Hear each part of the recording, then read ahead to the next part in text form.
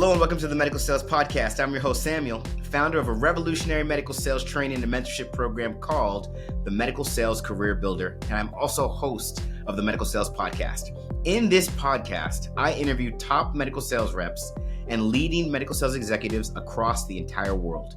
It doesn't matter what medical sales industry, from medical device to pharmaceutical to genetic testing and diagnostic lab, you name it, you will learn how to either break into the industry, be a top 10% performer within your role, or climb the corporate ladder.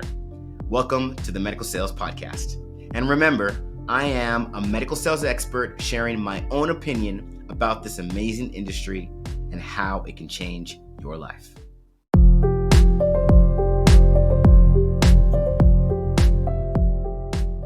So please tell us, who are you and what do you do? I'm Steve Drummond, and I currently work for Intellijoint Surgical.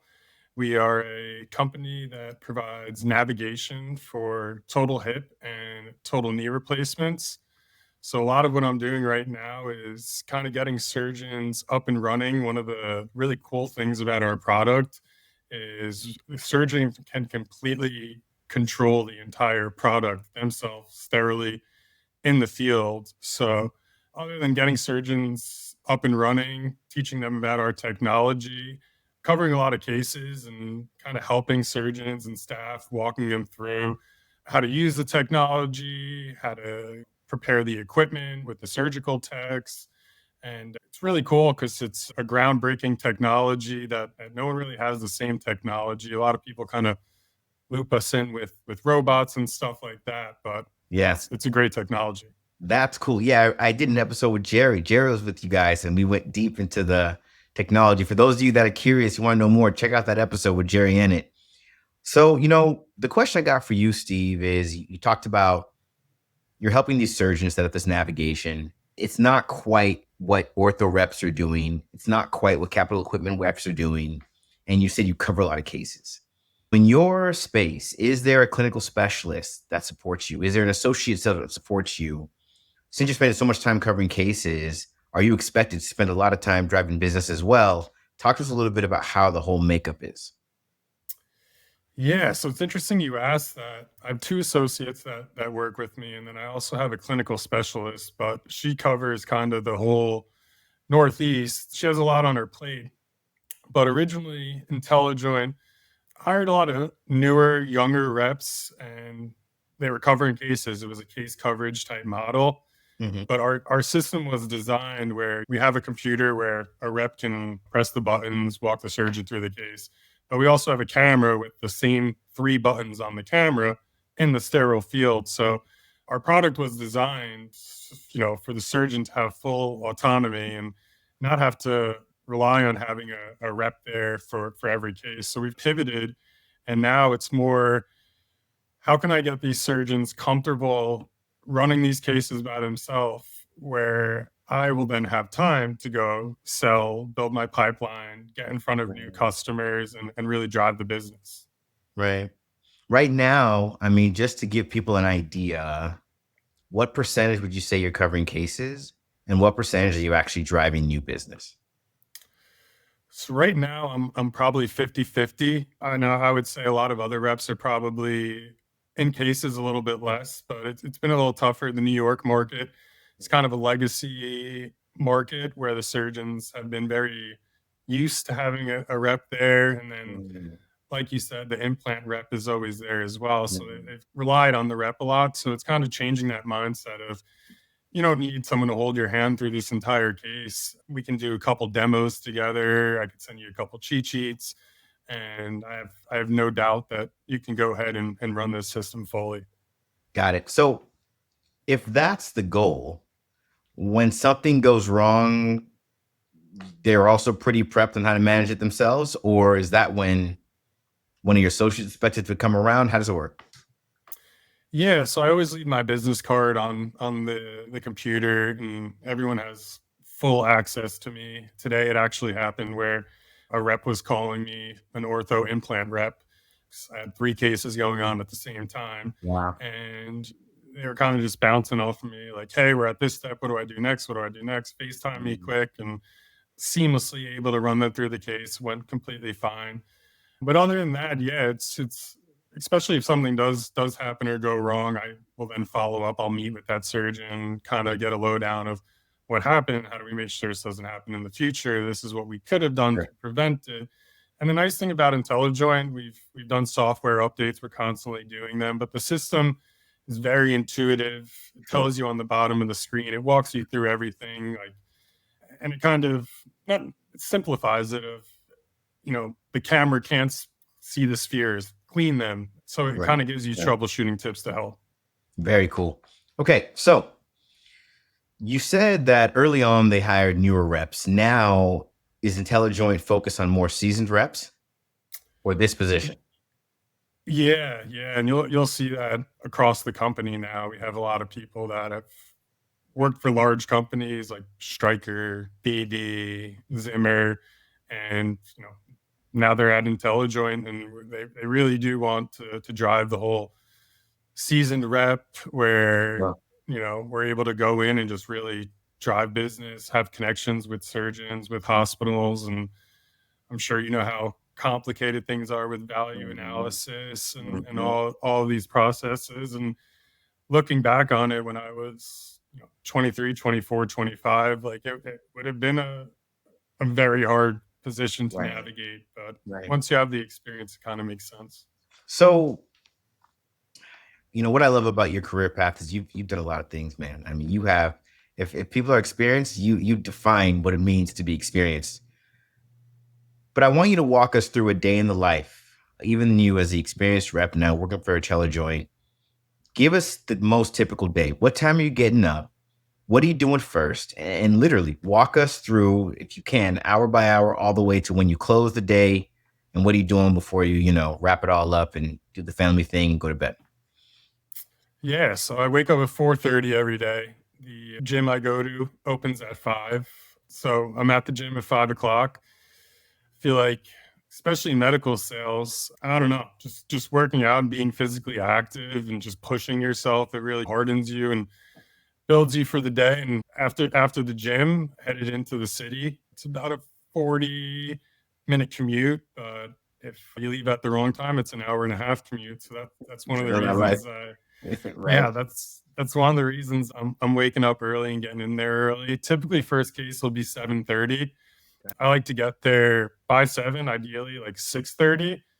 And I think a big part of it is not the day, but the night before or the week before. Always planning and knowing what you're going to do that next day. So I'll go to the hospital. I'll get there early, make sure the room is set up, make sure I'm set up for the day, and then I usually have like 30-40 minutes to myself, which I really treasure because that's when I'm able to go through emails, anything I missed the day before, pre-plan some calls that I have for the day. If I have a case with a surgeon, I have cheat sheets of all their preferences, what they like. So, especially if it's someone who I'm not operating with all the time, really just get dialed in of he likes to drape like this. He's going to ask for this instrument here. He Sure. likes to call for an X-ray here, and Mhm. it's huge to know those things. So, a lot of preparation, and I feel like that really sets you up to have a smooth day. Typically, I'll have depends on the day of the week. There could be a day I have 7 cases, 10 cases in a row, and that's just Mhm. kind of what I'm doing for the day. Especially at like a hospital, like I cover the number one ortho hospital in the world, which is Wow. HSS. So they are pumping Big. out hip and knee replacements Yeah. all day long, every day. But in between my calls, especially being in New York City, where a lot of these offices are tighter with each other, the night before is when I'm planning out like, all right, I have an hour in between this case. I'm going to hop over to Dr. So and so's office. We're going to talk about this. I'm going to try and set up a lunch at this office. I'm going to try and set up an in service at this office. So it's really a lot of planning and in between cases, fitting in those sales calls, those account management calls. And I think that's a big part of medical sales is just juggling a bunch of things at once. I'll usually be done with cases around 4, 5 o'clock, unless I have an add-on fracture or a late revision. Mhm. And that's when I'll drive home through rush hour traffic and get home just in time. I have a 1-year-old daughter now, so Wow. Good uh, life. yeah, I do everything I can to just kind of shut off for 2 hours when I get home from work and just really, really enjoy my time with her. And then spend some time with my wife. She probably isn't too happy with me the last year with so much to balance, because at nighttime is when I like to take an hour to myself. And Right. once again, go through those emails, quotes, and dial up the next day and make sure I have my schedule planned out. So, it's so cool that you have such a structure for yourself, and hence the reason why you're such a, performing rep. But talk to us a little bit about how necessary it is or how valuable it is if you're someone that wants to get into medical sales and you're trying to adopt some of the good habits that are going to help you succeed in medical sales. It'd be very valuable to learn how to get structured, even in the pursuit of trying to be a medical sales rep, right? What's the rigor of going for the job, networking with people? Are you even going to the gym and taking care of yourself? Are you giving yourself the opportunity to be healthy so you can do what's required? Talk to us a little bit about the value of that in prepping to become a medical sales professional. Yeah, it's not easy, and you have to sacrifice and prioritize a lot, but I feel like it's one of the most important things. I was thinking earlier today, what are the top 3 things that will really kind of make or break you in this industry? And that was actually one of them. And a quote I always listen to is failing to plan is planning to fail. And it's so true in this industry. And I'm not going to act like I'm this perfect rep. There has been times, especially earlier on in my career, where I wake up and you go in and you're kind of just all over the place. You don't have a plan. You're not really successful, and it doesn't work. And I think it's huge not only to plan for the day, plan for the week, plan for the quarter. You're going to have meetings with your manager to go over your pipeline, and you're going to have to do, especially going into medical sales. A lot of these companies that I would interview with, even if they didn't ask me, I would create a 30, 60, 90-day plan. And it kind of shows them hey, not only am I structured, I have a plan. Here's how I'm going to attack things. Professional athletes, they practice, they visualize. These are top-notch, highest stress people, and they're doing it. So I think it's essential. I don't really know anyone who's successful in this industry. And like you said, before you get in is a great time to do those 30, 60, 90-day plans and get yourself structured. Yeah. Time management. I love it. Okay. So this is Intellijoint. So you know what, real quick, what type of medical sales would you call what you do at Intellijoint?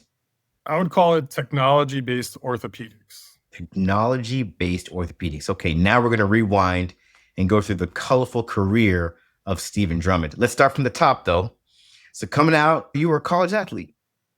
Yes. Yeah. Played hockey at Westchester University in Pennsylvania. Okay. Did you have pro hockey dreams, or was it just the thing you did in college until you started a real job after college? I did. In my junior year of college, I tore my ACL, MCL, and meniscus all at the same time. So missed a year. Knew that, I have plenty of friends who went the minor league route, and you see them making $60,000 a year for 5 years, and then they're finally starting their career. And I was like, you know what, I lucked out. Yeah, I think I'm gonna give the professional career a shot here, and that's the route I went. Yeah, let's go. So your first medical sales job was Carl Storrs Endoscopy. You are a technology orthopedic rep now, but talk to us about what it means to be an endoscopy rep. How is it different from what you do today? I hope you're enjoying today's episode. And I want to let you know our programs cover the entire career of a medical sales professional. From getting into the medical sales industry, to training on how to be a top performer in the medical sales industry, to masterfully navigating your career to executive level leadership. These programs are personalized and customized for your specific career and background, and trained by over 50 experts, including surgeons. Our results speak for ourselves, and we're landing positions for our candidates in less than 120 days in top medical technology companies like Stryker, Medtronic, Merck, Abbott, you name it. Would you run an Ironman race without training and a strategy? You wouldn't. So why are you trying to do the same with a medical sales position? You need training, you need a strategy, and you need to visit evolveyoursuccess.com, fill out the application, schedule some time with one of our account executives, and let's get you into the position that you've always dreamed of. It's different, but I would say of all my jobs, it's the most similar because it is very technology based. The number one thing you're going to be doing is selling endoscopy towers, which capital equipment, Sure. roughly $120,000 a tower. And they are very technology based. So all the time you'll be getting kind of phone calls of, hey, we have no picture on the screen. We're in the middle of a case. What's going on here? And you're doing a lot of troubleshooting, thinking on your feet, walking them through a lot of in-servicing to make sure that nurses and staff are comfortable with this technology, because you're not in there for most of the cases in an endoscopy yet. One of the cool things is so many different specialties rely on these towers. You can be in a general surgery case doing a lap chole or a lap appy, and down the hall someone's doing a hysterectomy with it, and someone else is doing a urology procedure, and someone else is doing a neuro procedure. Wow. So the towers are essential. And then the flip side of it is you sell OR integration, which is, if people aren't familiar with being in the OR, there's screens hanging from the ceiling, and you're able to integrate, whether it's a Leica microscope, your endoscopy tower, to those video systems, so the surgeon is able to see what they're doing. And endoscopy, just endo inside, scopy means scope.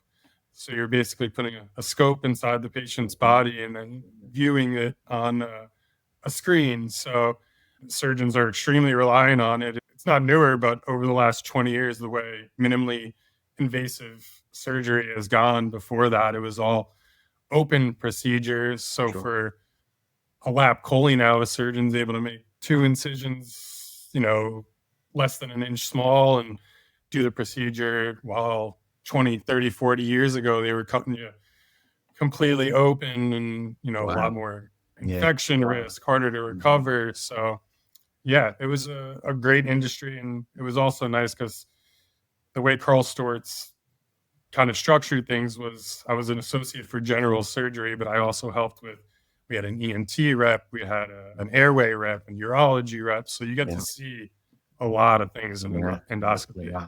Very cool. Okay. And then you went to wound care.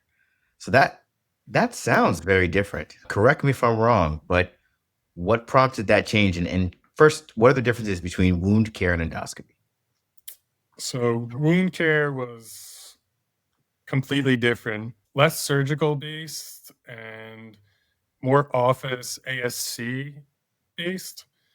The biggest thing I sold was, this is also newer and kind of cutting edge, it's cryopreserved placental tissue. Okay. And basically it has regenerative properties. So a lot of what you're dealing with is like diabetic foot ulcers and patient populations that are super unhealthy and their bodies are not able to heal by themselves. Properly. And the biggest difference is, for endoscopy, you cover the case, you install the system. You don't really have to worry about billing, CPT codes, reimbursement.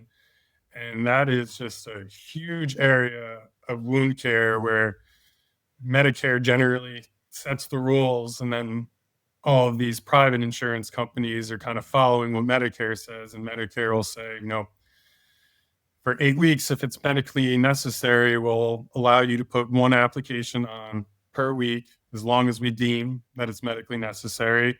And then, the institution or doctor applying it is going to get reimbursed this amount. So it's very kind of, running benefits, making sure that they're going to have net gains off of these skin replacements, because that's a big part of healthcare.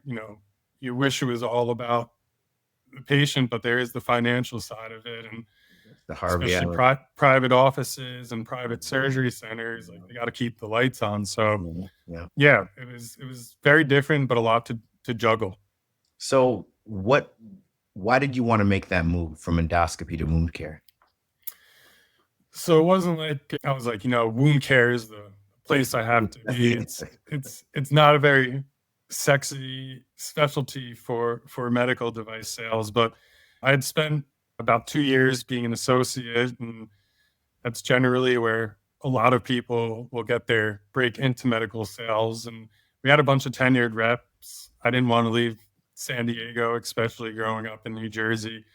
And Smith and Nephew came along. I knew the name. I knew they had a great reputation. Gotcha. And, they taught me all about wound care and offered me my own territory. And myself, the rep I worked underneath at Carl Stewart's, kind of felt like, it's time. We don't have something for you here right now. And I think this would be a good first kind of career step. It was definitely a career step. What's the Exactly. difference now? And now you were an associate with endoscopy, but of course you knew the lifestyle of an actual rep. What's the difference in opportunity? And we're just going to talk numbers here. Financially, how well can you do in endoscopy from your experience versus in wound care?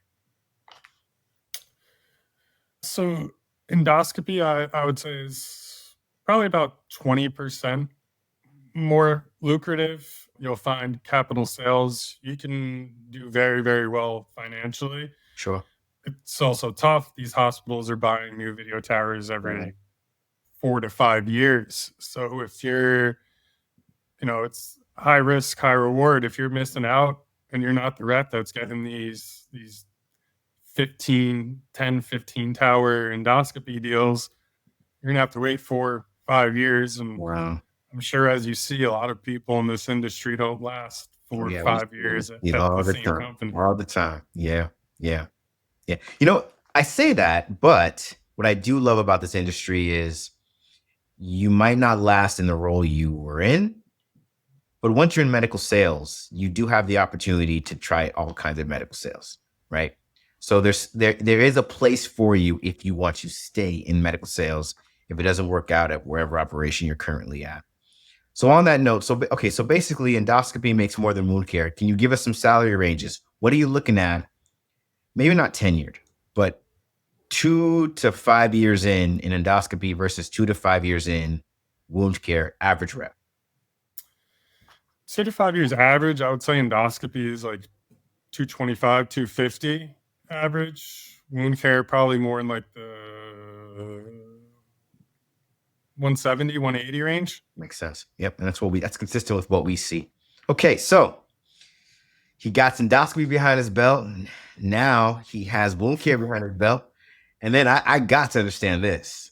Then he decides to go into trauma. Okay. So share with us what prompted you to go from wound care to trauma, and tell us a little bit about what trauma is for those listening that don't know what I'm talking about. Yeah, so it's pretty quick, but to go over to trauma, I was originally from the East Coast and I was getting ready to move back to the East Coast. One of my buddies worked for Stryker Trauma, and Stryker, I always wanted to work for Stryker. Yeah, and I always like a challenge and something difficult, and I was single at the time, which helps a lot in trauma, as I'll get into. So yeah, he told me good things about it, and that was another thing. Kind of for my resume, it's such a great resume builder. I tell people, like, you can do trauma for a couple of years, like, Do anything. and anything after is pretty easy, especially lifestyle wise. Right. And I think that's a good segue into what trauma is. It's really the only industry you're on call 24/7 every other weekend. I would wake up on Christmas morning and go into 4 hip fractures. My friends would invite me to go watch Monday Night Football. I would be driving them to Monday Night Football. Hey guys, hope you have a good night. I'm headed to the hospital. Someone just got hit by a car. Wow. So it's tough. There's a lot of 16, 18-hour days. You finally get home and go to sleep. Someone got shot. Someone got hit by a car. Someone got hit by a train. But I mean, you take a lot of pride in it. These hospitals won't start surgery until you get there. They're extremely, extremely relied on. And you learn a lot, because what I covered was distal extremities. So from the hip to your big toe, and from your shoulder to your hands. So You're doing ankle fractures, hip fractures, tibia fractures, radius and ulna, your pelvis fractures, basically everything neck down you're covering. So it gives you a lot of exposure into anatomy, the different parts of the body, how they work, why are we plating, why are they nailing, Right. and the surgeons rely on you a lot. Like all day long, you're getting texts, X-rays. Hey, what would you do here? What would you do here? And on the flip side of it is it's a lot to manage because a lot of hospitals don't. It sounds crazy for people that have done it. They don't have all of your implants there. They don't have your trays there. So, you're getting this call, and next thing you know, you're putting all the information into your phone. You're trying to get a courier to bring the trays and the implants there while you're rushing over there. So it's very high paced, high stress, and a lot of managing your business. Wow. So, what was the most common thing you saw with your time in trauma?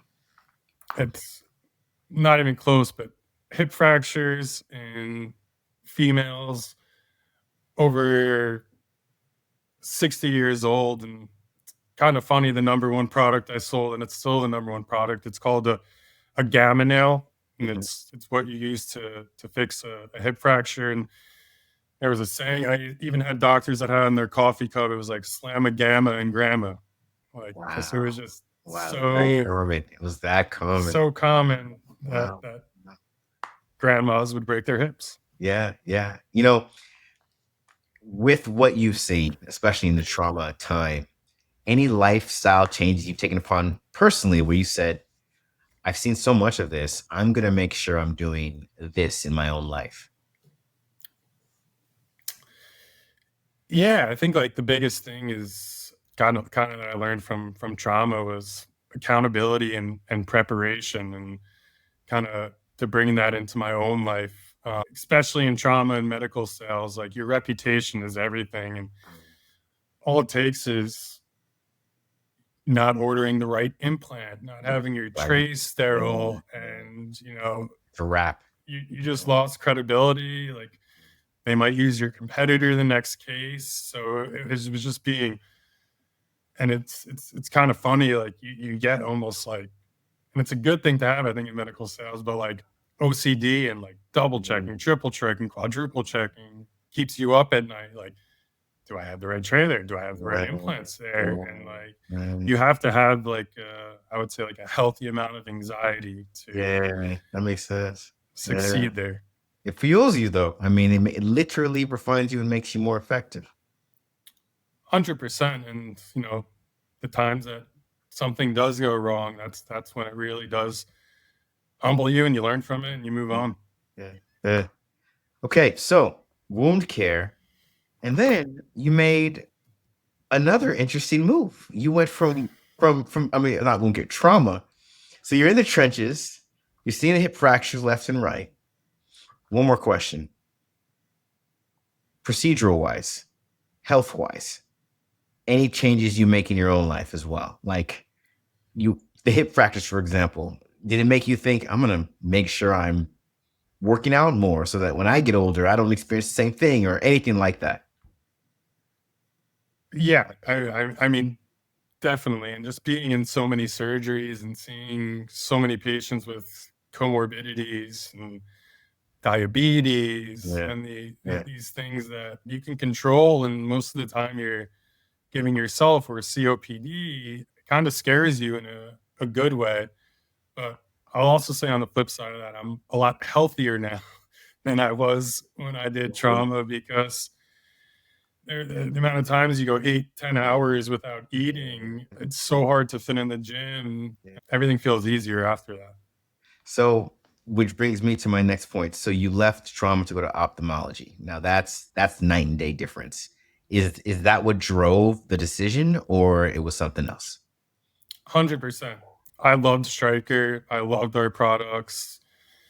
It feels amazing, the access and just being able to say that you work for Stryker. But they say it's a young man's game, and I was getting older, I was engaged, getting ready to have a family, and I got tired of not seeing my wife, missing every holiday. It's not a job, it's a lifestyle, 100%. Trauma is a lifestyle. So an ophthalmology company that I never heard of approached me. They offered me very similar pay structure to what I was making at Stryker, but it was a normal work week. I wasn't going to be in cases as much. It was going to be more getting out there, selling and building the business. And, you know, I was wanting to spend time with my family. I was tired of missing holidays. And they one of the sayings in trauma is it's a young man's game, and it gets tough to do after a few years. How did Intellijoint come into the picture? What happened? I got a little bored. Ophthalmology was pretty easy. It didn't challenge me too much. I mean, the anatomy of the eyeball is not to be funny, but it's eye-opening. Yeah, because you're like this little thing, and there's so many different aspects and so much to learn about the eyeball. However, surgery-wise, like the biggest thing we sold was reusable instruments, and I don't need to teach a doctor how to use a scissor or a forceps or things they've used throughout residency and fellowship. So I wasn't really supporting cases unless I wanted to build a relationship with the surgeon or sell to them or, kind of spend more time with them. They were less than 5% of the time. That makes sense. A surgeon or a hospital was like, we need you here for this case. And it's one of the things I love about medical sales. Like I thrive and love, like if I could, I would be in the OR all day. Like, you had that trauma background behind you. So to go from trauma and then to the ophthalmology, it's like, that's the excitement. I know trauma is taxing, but I'm sure you developed an appreciation for that excitement, that live energy that you get to use in the OR to the best of your ability. And ophthalmology doesn't quite offer that. So it makes sense. It makes sense. 100%. And then it's also like, it's a blessing and a curse to be so relied upon. Like I tell my friends this who don't do medical sales, and they're like completely amazed. I'm like, most of the time, like the techs and even the surgeons, like don't know the next step in the process with our equipment, and they would not get through a case unless I was there. And like, it's kind of cool to like have a tech like, what do I do next? What do I do next? And you're like, boom, boom, boom, boom, boom, boom, boom, and you actually have like a part in that surgery. You're changing lives. Changing lives. Yeah. Okay. So same question. Trauma, average rep, 2 to 5 years in, what's the range? And ophthalmology, average rep, 2 to 5 years in, what's the range? Yeah. So trauma, like good reps, you could be making 280, 300 grand plus. Ophthalmology, there's so many different products and eye drops and cataract lenses. And the instruments we sold, you can make 200, 225. Sure. Got it. And then that all brings you to Intellijoint. So taking everything all the way back to, you started in, not wound care, you started in endoscopy. So going all the way back to endoscopy. To the best of your ability, give us the type of person that you consider each of these spaces you've been in from Steven's perspective. Endoscopy. What type of person should be in endoscopy, in your opinion? Biggest thing is savvy with technology. That's pretty much it. Master the system. Be really good with technology and kind of like inputs, outputs. How to get pictures on the screen. Technology, a passion for technology. Definitely exactly. That. Okay. And then as far as like sales acumen, relationship acumen, a standard or, a little bit above and beyond, or what would you say? Clinical. That's the biggest thing I would say about it. Clinically driven. Technically savvy and clinically driven. Love it. Okay. Wound care. What type of person? Go-getter. Someone that's just going to hit the ground running. You're going to cold call a ton of offices and more relationship builder. Driven. So someone that loves to get in front of people, develop those relationships, high communicator, and can hit the pavement, high-end work ethic, that type of person. Got it. Trauma. Exactly. What type of person are we talking about? Someone who's cool, calm under the pressure, but also a little bit aggressive, a little pushy, a little not afraid to speak up and take control of the room. Got it. Okay. And then finally, ophthalmology. Ophthalmology, I would say, also very clinically driven.